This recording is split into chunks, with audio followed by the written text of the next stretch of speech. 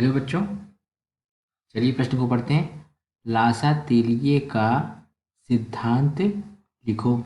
तो चलिए बच्चों, देखते हैं मुख्य अवधारणा। मुख्य अवधारणा क्या करना है बच्चों? में लासा तेलिए का सिद्धांत लिखना। तो चलिए बच्चों, देखते हैं कि क्या होगा इसका सिद्धांत। यदि साम्यावस्था पर साम्यावस्था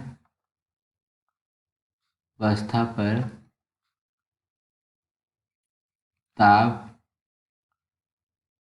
ताप सांद्रण आयतन ताप सांद्रण आयतन आदि का परिवर्तन किया जाए। परिवर्तन किया जाए तो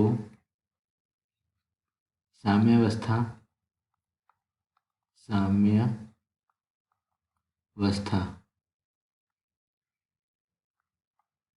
ऐसी दिशा में ऐसी दिशा में स्थापित हो जाती है जिसमें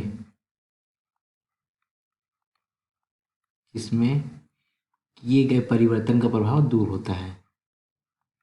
जिसमें किए गए परिवर्तन का प्रभाव क्या होता है? दूर होता है। दूर होता है।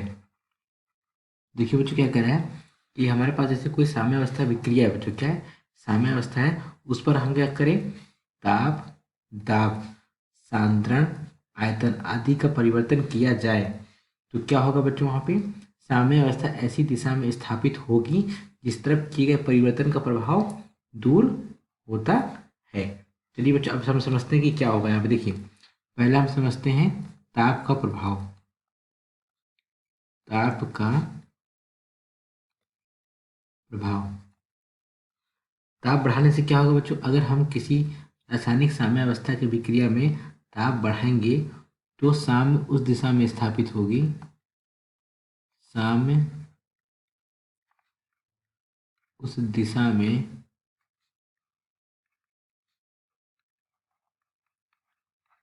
स्थापित होगी स्थापित होगी स्थापित होगी जहां ऊष्मा का शोषण होगा। जहां ऊष्मा का शोषण होता है। देखिए बच्चों, होगा क्या कि जैसे कि मान लीजिए हमारे पास, ऐसे उदाहरण के लिए आपको बता दूं, देखिए ये हमारे पास क्या है? Q A plus B. ये किसमें परिवर्तित हो रहा है बच्चों? ये परिवर्तित हो रहा है हमारा सी प्लस डी में। अब हमें ये पता है ये कौन सी अभिक्रिया है बच्चों? उष्मा शोषी अभिक्रिया। क्यों? क्योंकि बच्चों देखिए यहाँ पे क्या हो रहा है, उष्मा उष्मा हमारे क्या नहीं, उष्मा उष्मा लग रही है। इस अभिक्रिया को संपन्न करने के लिए हमें क्या लग रही है? उष्मा की जरूरत पड़ रही है। तो ये कैसी अभिक्रिया? उष्मा शोषी अभिक्रिया। अब हमें ये पता है कि अगर हम यहाँ पे ताप बढ़ा देंगे तो बच्चों अभिक्रिया किस दिशा में जाएगी? जहाँ पे ऊष्मा का शोषण होता है। तो ऊष्मा का शोषण कहाँ हो रहा है बच्चों? किस दिशा में जाएगी बच्चों? ये अग्र दिशा में जाएगी। किस दिशा में जाएगी? अग्र दिशा में जाएगी। बच्चों ये तो मैंने आपको उदाहरण तौर पे यहाँ पे समझा दिया। तो हो गया बच्चों दाब का प्रभाव। अब हम देखते हैं दाब का प्रभाव। दाब का क्या प्रभाव होगा? दाब का प्रभाव। देखिए बच्चों, दाब में क्या होगा? हमें पता है P प्रोपोर्शनल टू समानुपाती, यानी किसको होता है बच्चों? P समानुपाती, यानी n क्या है बच्चों? यहाँ पे अणुओं की संख्या। अर्थात हम किसी साम्यावस्था में जब P अर्थात दाब को बढ़ाएंगे तो साम्यावस्था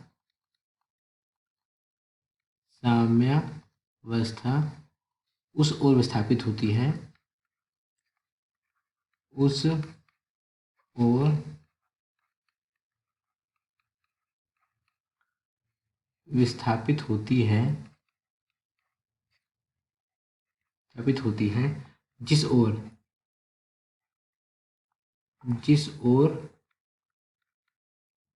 क्या होगा, गैसीय पदार्थों के अणुओं की संख्या में कमी होगी। जिस ओर गैसीय पदार्थों के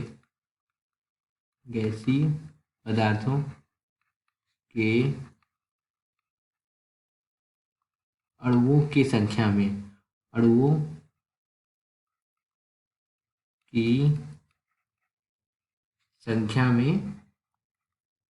क्या होती है, कमी होती है। तो ये क्या हो गया बच्चों, ये तो हमारा हो गया दाब का प्रभाव। हम ऐसे समझ सकते हैं कि हमारे पास क्या, देखिए बच्चों, हमारे पास है इसके लिए,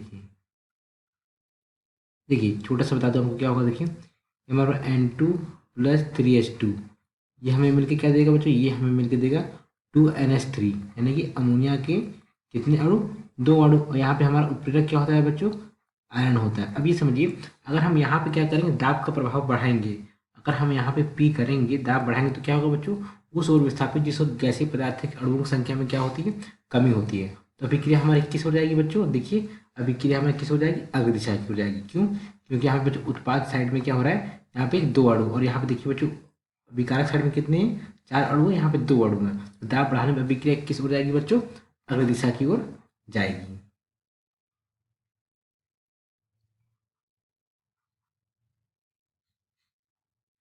ये बच्चों हमारा क्या, ये हमारा प्रेरक है। यहाँ पे बच्चों मैंने आपको समझा दिया, यहाँ पे मैंने आपको ये उदाहरण दे दिया।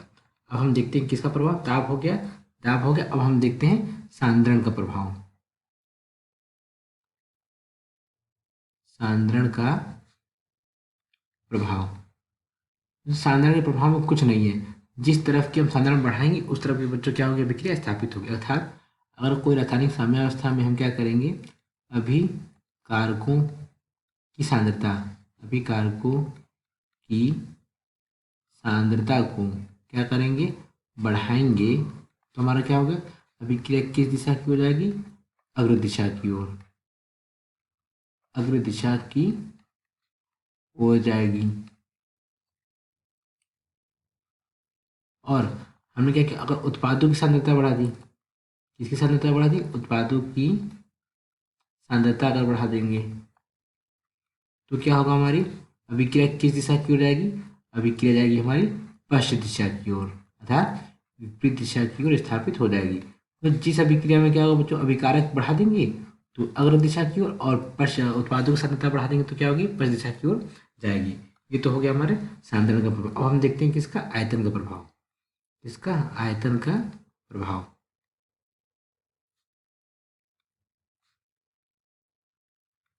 देखिए बच्चों, आयतन के प्रभाव में क्या होगा, हमें पता है दाब किसके व्युत्क्रमानुपाती होता है, आयतन के होता है ना बच्चों, दाब किसके, आयतन के व्युत्क्रमानुपाती होता है। यदि हम क्या करेंगे, किसी साम्यावस्था में आयतन को बढ़ाएंगे, क्या होगा, आयतन को बढ़ाएंगे, v का मान बढ़ाएंगे, तो साम्यावस्था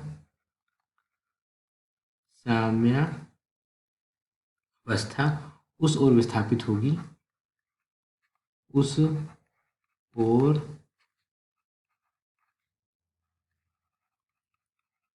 विस्थापित होती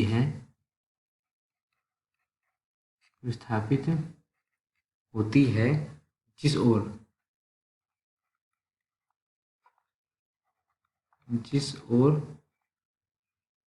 गैसीय पदार्थ के अणुओं की संख्या बढ़ती है, जिस ओर गैसीय पदार्थ के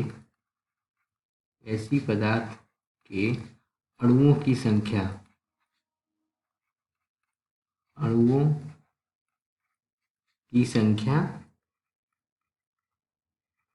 बढ़ती है, ठीक है। तो बच्चों देखिए, हम प्रश्न में क्या पूछा था, प्रश्न में पूछा था लासा-तेलिक सिद्धांत लिखिए। बच्चों यहाँ पे मैंने लासा-तेलिक आपको सिद्धांत समझा दिया और उसके द्वारा किए गए प्रभाव को बता दिए। दाब का प्रभाव और सांद्रण का प्रभाव, और इसी तरीके से बच्चों मैंने यहाँ पे किसका प्रभाव समझा, आयतन का प्रभाव आपको यहाँ पे समझा दिया। बच्चों 4 प्रभाव होते हैं, 4 प्रभाव आपको समझ, और भी प्रभाव होते हैं बच्चों, मुख्यतः कितने होते हैं हमारे पास, 4 होते हैं। तो चारों प्रभाव तथा यहाँ पे लासा-तेलिक सिद्धांत आपको समझा दिया। आशा करते हैं आपको समझ आया होगा। धन्यवाद।